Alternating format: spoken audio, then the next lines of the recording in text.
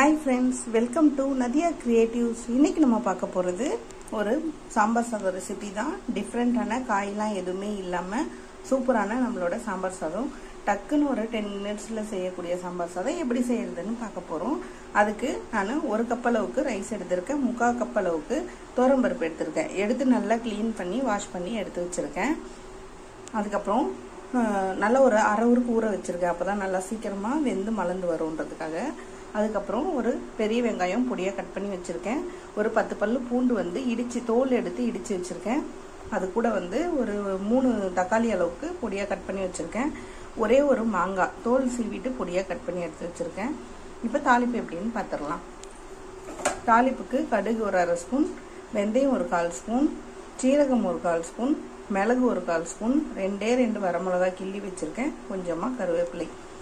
ஒரு குக்கரில் நல்லா கொஞ்சம் தாராளமாகவே வச்சுக்கலாம். குக்கர் கம்மியாக அரிசி போட்டால் கூட சின்ன குக்கராக இருந்ததுன்னா கொஞ்சம் அப்படியே வெந்து விசில் வரும்போது அப்படி கொஞ்சம் நல்லா வெந்து வராது. அகலமான ஒரு குக்கராக இருந்ததுன்னா நல்லா வெந்து வரும்ன்றதுக்காக நான் நல்லா பெரிய குக்கராகவே வச்சுருக்கேன். அதுக்கு இந்த தாளிப்பை சேர்த்துடலாம் எண்ணெயில். இப்போ லைட்டாக பொரிஞ்சு வருது தாளிப்பு.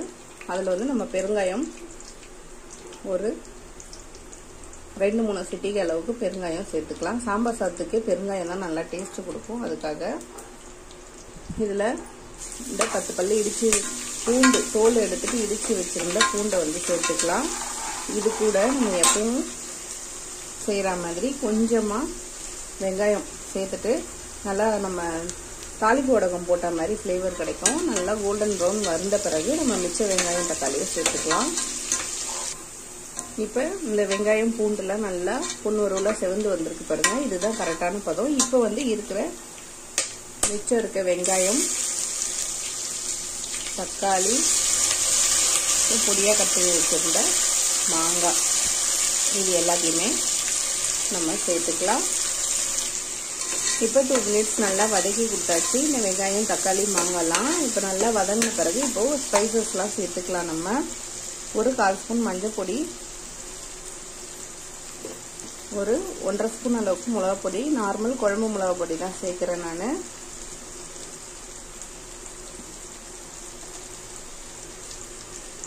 1/2 ஸ்பூன் சேர்த்துருக்கேன்.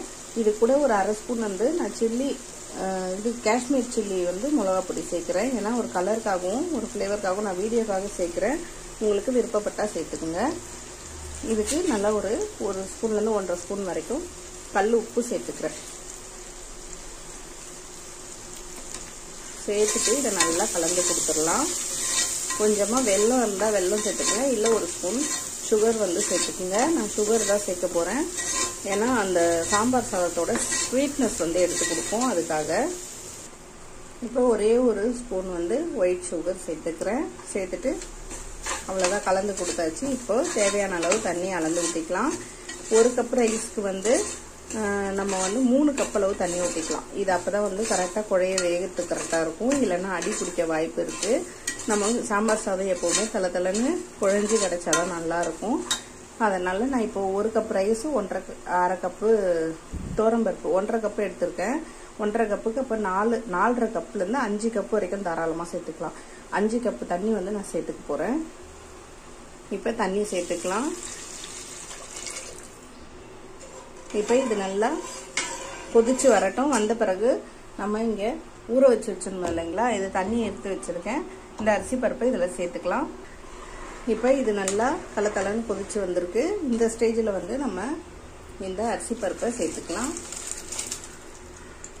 இப்போ இந்த அளவு நல்லா கொதிச்சு வந்த பிறகு நம்ம விசில் வச்சிடலாம்.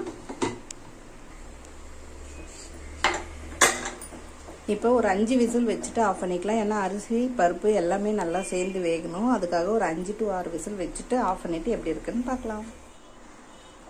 இப்போ பாருங்க, நல்லா ஒரு 5-6 விசில் வச்சு நல்லா குழைய வேக வச்சாச்சு. இப்போ சூப்பராக நமக்கு சாம்பார் சாதம் கிடைச்சிருக்கு. மாங்காய் சாம்பார் சாதம் இதேமாரி செஞ்சு பாருங்க. செஞ்சு பார்த்துட்டு கண்டிப்பாக கமெண்ட்ல எப்படி இருக்குன்னு சொல்லுங்க. உங்களுக்கு பிடிச்சிருந்தா லைக் பண்ணுங்க, ஷேர் பண்ணுங்க, கமெண்ட் பண்ணுங்க, சப்ஸ்கிரைப் பண்ணுங்க. பக்கத்தில் பெல் ஐக்கான் பட்டனை ப்ரெஸ் பண்ண மறந்துடாதீங்க. தேங்க்யூ.